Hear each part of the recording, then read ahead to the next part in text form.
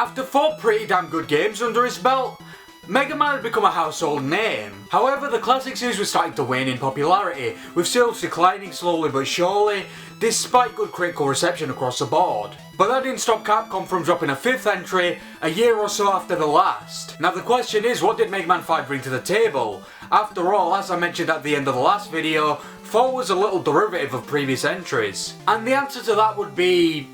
not a lot. Sure, there is some new stuff here, but it's not really substantial enough to make the game stand out in any way. Yet despite that, I'd have to say it's my favourite entry since 2. It's that fun. Maybe I'm just a sucker for the more relaxed and easygoing classic series games, but 1 I found fun but a little too archaic, 3 was just chock full of bullshit and padding, and 4, while a lot better than 3, had a lot of negative carryover from that game. But 2 and 5 feel just right. The harder sections are at the end of the game as they should be, the enemy placement is good and not overbearing, and they both feel fun front to back. Despite all that, I'd struggle to call 5 a special game by any means.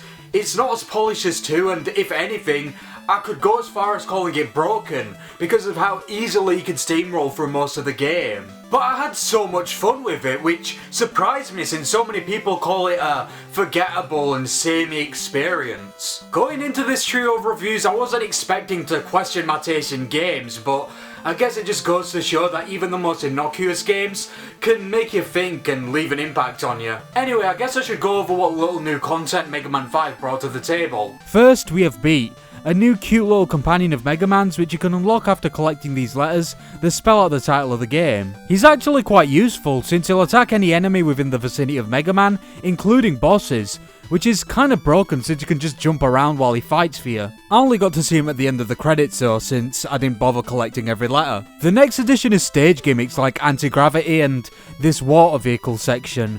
While some might find them, well, gimmicky, I thought they added a nice new little dimension to the formula, while not taking anything away as gimmicks usually do. Also, they're quite memorable, which is a good thing because this game's levels, at least in terms of visuals, are painfully forgettable, as are the Robot Masters.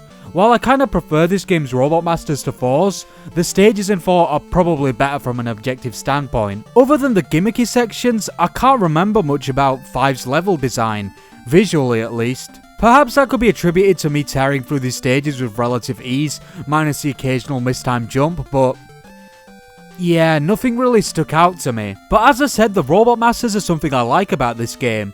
Sure, the concepts are kinda silly, but 5 games in, it's surprising they still had ideas and continued to for 6 more games. I think part of the reason the Robot Masters stood out to me is that the sprites seem taller than past Robot Masters, which, while a minor addition, kinda makes them feel more threatening for some reason. It could just be me, but I think all of them dwarf Mega Man, which is a subtle but effective way to make them feel more imposing. I guess bigger is better after all, even if we're talking about the topic of a David Bowie song and an angry version of Thomas the Tank Engine. Although I will say, much like the stages, some of these Robot Masters were complete pushovers, especially Gyro Man. All I needed to do was repeatedly press the fire button. Oh, also the last quote-unquote major addition to the gameplay was Mystery Tanks, a version of E-Tanks that fill up all of your weapons ammo, as well as your health. As I said earlier, this game should be my least favourite because looking at it through a critical lens, it's a derivative and at times broken game. But I still love it because it's functionally sound and fun.